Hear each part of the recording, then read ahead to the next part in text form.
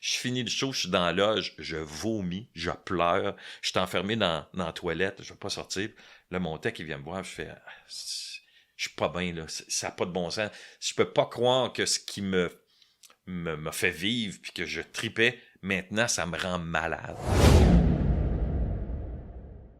Puis là, t'avais été à Rock Détente aussi. Ouais. Puis il y a un show que justement, je pense, pour souligner tes 20 ans ou de quoi de même. En tout cas, genre au Centre Bell. Vous avez enregistré un show au Centre Bell. Non, on a fait, j'ai fait de la radio pendant Ouais. 4 ans. Puis ça, c'est à l'époque où je voulais plus faire de spectacle, où j'étais brûlé, puis je faisais non, on fait pas de show. Puis à un moment donné, on s'est dit, hey, on va faire un show où on va amasser des sous pour le Club des petits déjeuners et ma fondation, qui était le Trait d'Union pour Ah, la ok. prévention du décrochage scolaire. Fait que j'ai dit, on va faire un show à.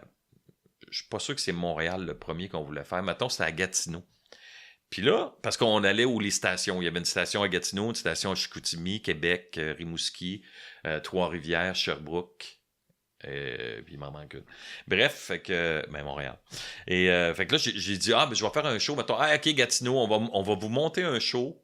Humour, chanson. J'étais avec Marina Orsini. Elle chantait. On avait des invités en chanson puis en humour.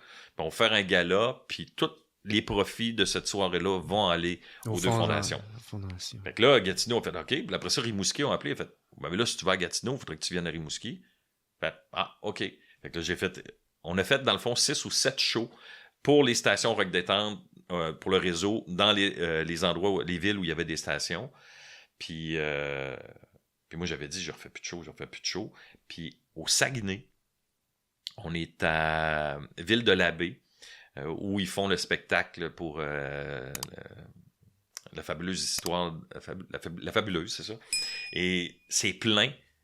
Avant de rentrer sur scène, Marina fait son bout, elle vient pour me présenter, je suis à 4 pattes en coulisses, je suis étourdi, je shake, j'ai mal au cœur, je vais vomir. Je fais le show, ça a super bien été, le monde sont debout. Je finis le show, je suis dans la loge, je vomis, je pleure, je suis enfermé dans la toilette, je veux pas sortir. Là, mon tech, il vient me voir, je fais... je suis pas bien, là, ça n'a pas de bon sens. Je peux pas croire que ce qui me fait vivre, puis que je tripais, maintenant, ça me rend malade. Là, je fais, voyons donc. J'ai vomi une fois aux auditions Juste pour rire au début de ma carrière, là, quand je commençais, parce que j'étais tellement stressé, puis je m'étais dit, hey, si tu veux faire ce métier-là, c'est pas vrai que tu vas vomir avant chaque show. Puis là, j'avais l'impression de retourner en arrière, puis là, je fais comme, hey, ça va bien, puis t'es malade? Voyons donc. Après ça, je suis allé consulter pour voir c'était quoi ce trouble-là, pourquoi j'étais si à l'envers que ça. C'était quoi, finalement? Ben, c'est que je voulais tellement faire autre chose que j'avais tassé l'humour complètement. Parce que je me dis, non, l'humour va m'empêcher de faire, mettons, de jouer, de faire de la radio. De t'épanouir dans d'autres Ouais, puis affaires. là, je vais avoir juste l'étiquette humoriste. Puis moi, j'ai toujours voulu jouer. Même avant de faire l'humour, mon but, c'était je voulais je voulais faire rire, mais à la télé, tu sais, je voulais des émissions comme Pop Citrouille, je voulais faire ce genre d'affaires-là. L'humour est arrivé par la bande. Puis là, j'ai fait non, non, non, regarde, c'est pas vrai. Là. Fait que là, j'ai compris que en tassant ce que j'étais, mon essence, ben je nuisais au reste.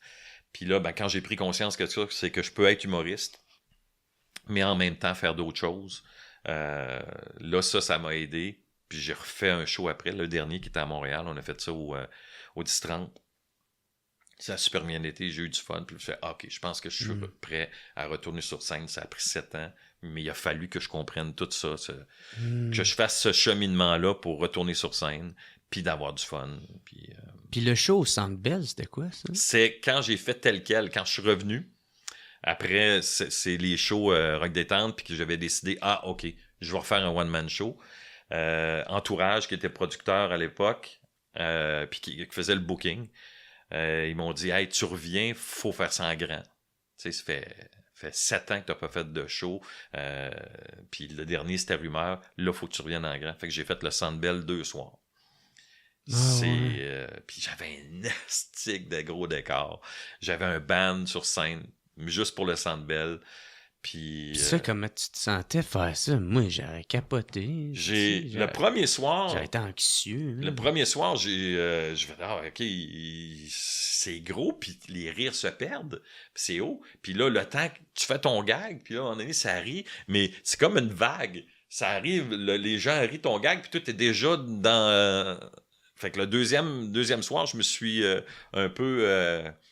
Adapté, ouais, c'est ça, pour le show. Puis j'ai fait, c'est bon. Puis Martin Petit m'a fait un compliment parce qu'il m'a dit, quand je suis allé te voir, là, il dit, je regardais ça, je fais, Centre Bell. Puis il y en avait pas beaucoup de shows, là. Il y avait Martin Matt qui a fait le Centre Bell. Louis-José, peut-être? Louis-José, je sais pas si c'est avant ou après. OK. Mais tu sais, c'était pas conventionnel. Habituel de faire le Centre Bell en humour. Ouais.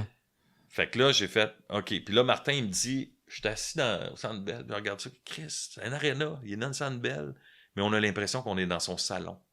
La proximité. Il dit, t'es allé chercher ton monde, là. Puis il dit, on a l'impression d'être dans ton salon avec toi, puis t'avais du fun, puis ça paraissait. Fait que j'ai fait ça. Pour moi, c'était check. Tu sais, j'ai fait de Centre Bell, check. Mais j'ai toujours pas l'Olivier, Non, mais c'est ça. Si tu me dis, OK, tu referais-tu le Centre Bell? Bah, non. Non, juste parce que c'est fait. C'est fait, c'est ça. OK. Puis, t'étais-tu stressé ou... tu sais, parce que... Tu sais, le dernier souvenir que t'avais... Ben, j'avais fait un peu de rodage de ce show-là. Tu sais, on avait commencé... On avait commencé à Gatineau. Et puis, je me souviens, le premier soir à Gatineau, là, je reviens sur scène après 7 ans. Puis, j'avais pas rodé des numéros, là. J'avais répété les numéros, mais là, je reviens. Puis là, je présente le 2 heures de show devant le public. Juste avant l'entracte, panne de courant. Tout s'éteint dans ça. Là, je fais... Même Dame Nature me teste mon retour sur scène. Fait que là, j'ai commencé à improviser avec la montre. Là, j'ai dit, ben, vous m'attendez? Ouais. T'es allé chercher une lampe de poche. J'ai donné ça à monsieur en avant. J'ai dit, toi, tu m'éclaires. J'ai fini mon numéro. J'ai fini mon numéro dans le noir, ça a donné. Puis là, à un moment donné, j'ai niaisé avec les lampes. Là, je faisais je jouais le fantôme, puis ça. Puis là, j'ai fait, on va essayer de trouver une solution. Puis à l'entracte, ils ont essayé de trouver une solution. Finalement, le courant est revenu. J'ai fait mon show. Mais ça a donné un moment magique. Puis j'ai fait, OK. C'est comme si on va te tester, es-tu prêt à revenir? Fait que ça m'a donné un élan. Fait que quand je suis arrivé au Centre Bell, j'étais pas stressé de faire le show. Je savais que les numéros marchaient. Ouais. Puis t'étais capable de livrer à la machine. Ouais, puis c'était juste de voir comment ça va être dans cette espèce d'amphithéâtre, grand amphithéâtre-là, comment ça va sortir. Puis ça a été plaisant. J'ai fait, OK, je l'ai fait 2 soirs, mais pas assez pour me dire, il faut juste que je fasse les Centre Bell. T'avais-tu peur, ma tante, que ça te repogne, tu sais, ce petit enfant-là de hey, qu'est-ce que j'adorais.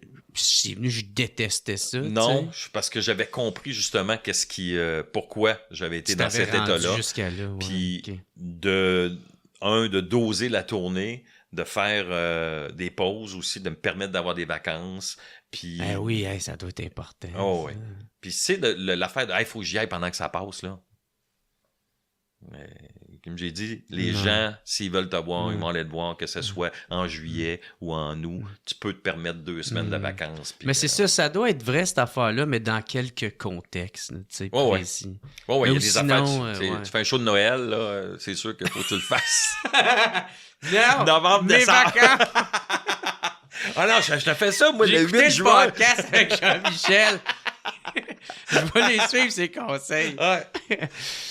What's up tout le monde? Ici Jer Alain pour vous dire un gros merci d'écouter et de suivre le What's Up Podcast. Vous pouvez m'aider en devenant membre Patreon.